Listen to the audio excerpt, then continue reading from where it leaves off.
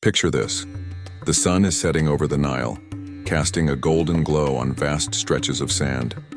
It's almost 3,500 years ago, around 1250 BC, and ruling over this magnificent land is a man whose name would echo through eternity, Ramses II, but we know him better as Ramses the Great.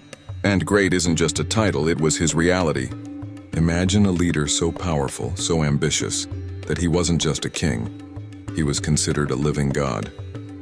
For 66 long years, Ramses held the throne, one of the longest reigns in all of ancient history. In that time, he didn't just rule Egypt, he became Egypt. So what makes him so legendary? Well, for starters, he was a master builder, a pharaoh with an ego as big as the pyramids and the architectural genius to back it up. He looked at the vast empty deserts and didn't see wasteland, he saw a canvas. His projects were on a scale that's hard to even comprehend today. He expanded the grand temples at Karnak and Luxor, adding his own massive statues and detailed carvings. If a temple already existed, he'd often add his own touch, making sure everyone knew who was in charge. But his crowning achievement, the one that truly cemented his legacy, lies far to the south, carved into the side of a mountain. I'm talking about the temples of Abu Simbel. This wasn't just a building, it was a statement. 4 colossal statues of Ramses himself, each over 65 feet tall, sit enthroned at the entrance, staring out into eternity.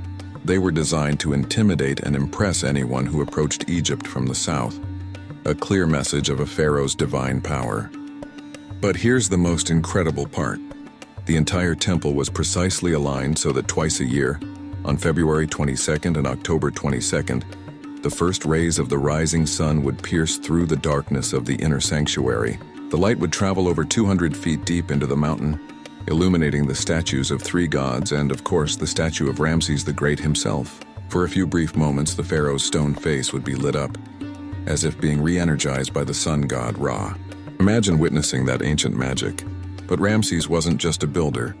He was a warrior who led his armies into battle, most famously at the Battle of Kadesh.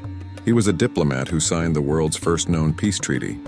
And he was, shall we say, a prolific father, said to have had over 100 children with his many wives, including his beloved Nefertari. When you look at the towering statues, the intricate hieroglyphs telling tales of his victories, and the sheer scale of his monuments, you're not just looking at old stones. You're looking at the will of one man who wanted to live forever. And in a way, he succeeded. His legacy isn't just carved in stone, it's etched into the very soul of history, a timeless reminder of the glorious golden age of ancient Egypt. That was the power and the glory of Ramses the Great.